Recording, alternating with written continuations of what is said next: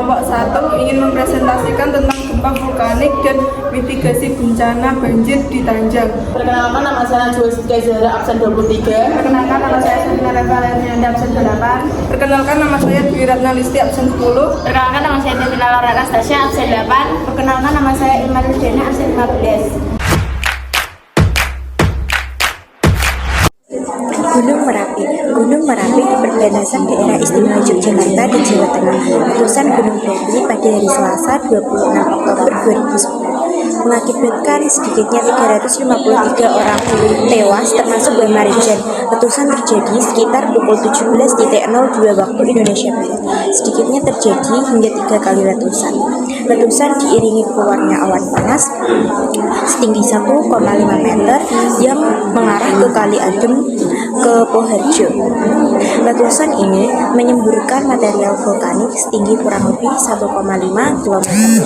Dilansir situs resmi Institut Teknologi Bandung atau ITB, ada 3 penyebab erupsi gunung api, yaitu volume di dapur magma sudah penuh, adanya longsoran di dapur magma yang disebabkan terjadinya pengkristalan magma, faktor curah hujan yang cukup tinggi.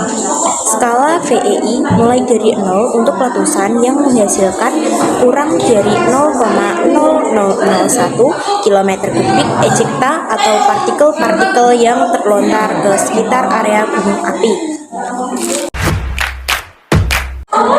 Gunung Krakatau. Kegempaan Gunung Anak Krakatau selama 1-24 April 2022 ditandai dengan terekamnya 21 kali gempa letusan. Bahwa gempa di Selat Sunda ini merupakan jenis gempa bumi diangkat akibat aktivitas sesar aktif. Penjelasan terkait gempa yang terjadi di Banten, yang mana pusat gempa bukan berada di Gunung Krakatau, melainkan berada di 52 km barat daya Sumur, Banten.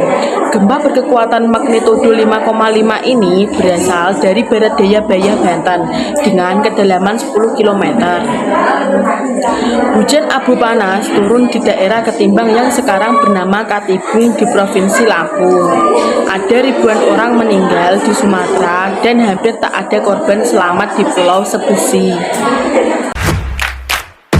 Gunung Kelut merupakan salah satu gunung berapi di Jawa Timur. Gunung yang berada di wilayah Kediri dan Blitar ini sempat meletus 8 tahun lalu, tepatnya pada 13 Februari 2014. Letusan Gunung Kelut saat itu terjadi sekitar pukul 22.50 waktu Indonesia Barat. Letusan ini cukup dahsyat karena berdampak hingga Yogyakarta. Gunung meletus merupakan peristiwa yang terjadi akibat endapan magma di dalam perut bumi yang didorong keluar oleh gas yang bertekanan tinggi. Magma adalah cairan pijar yang terdapat di dalam lapisan bumi dengan suhu yang sangat tinggi, yakni diperkirakan lebih dari 1000 derajat Celcius. Gunung Kelut meletus dengan letusan terbesar berkekuatan 5 Volcanic Explosivity Index. Gunung Bromo. 2 peristiwa alam dengan waktu yang berdekatan terjadi di Jawa Timur. Gempa dengan magnitudo 5,9 yang kemudian dimuktadirkan menjadi magnitudo 5,6 menggoyang Malang Selasa 19 bulan 2 2021 pukul 02.30 waktu Indonesia Barat. Hindu dengan kedalaman 10 km tersebut dipastikan tidak berpotensi tsunami. Tak lama berselang Gunung Bromo yang letak geografisnya jauh dari Malang erupsi dan mengeluarkan abu vulkanik dan kecepatan. Gunung Sinabung terdapat di Sumatera Utara. Penyebab utama Gunung Sinabung meletus yaitu dikarenakan gempa vulkanik. Gunung Sinabung mengalami gempa susulan sebanyak 41 kali. Kejadian erupsi pada tanggal 28 Juli 2021 merupakan erupsi Gunung Sinabung yang pernah terjadi pada tahun 2013. Gejala erupsi ditandai dengan gempa hidrit dan vulkanik dalam beberapa hari sejak tanggal 23 Juli 2021. Pengamatan visual dan kegempaan pada tanggal 28 Juli 2021 pukul 7 waktu Indonesia Barat menunjukkan fluktuasi. Apa nih? Astagfirullahaladzim. Jatuh gue jejak kejadian gedor. Astagfirullahaladzim, kamu ini berusaha.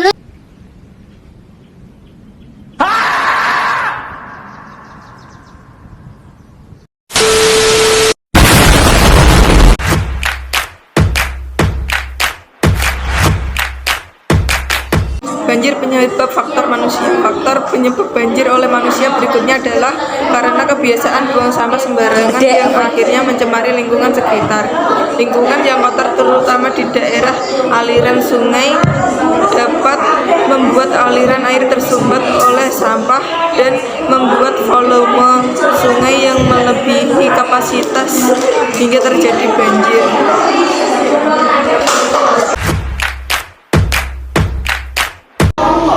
Faktor alami banjir.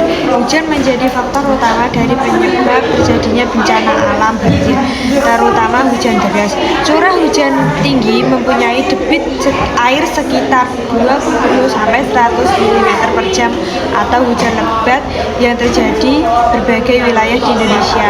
Jelas pada menyebabkan genangan air yang meninggi dan akhirnya banjir. Cara penanggulangan banjir membuat fungsi sungai dan selokan dapat bekerja dengan baik.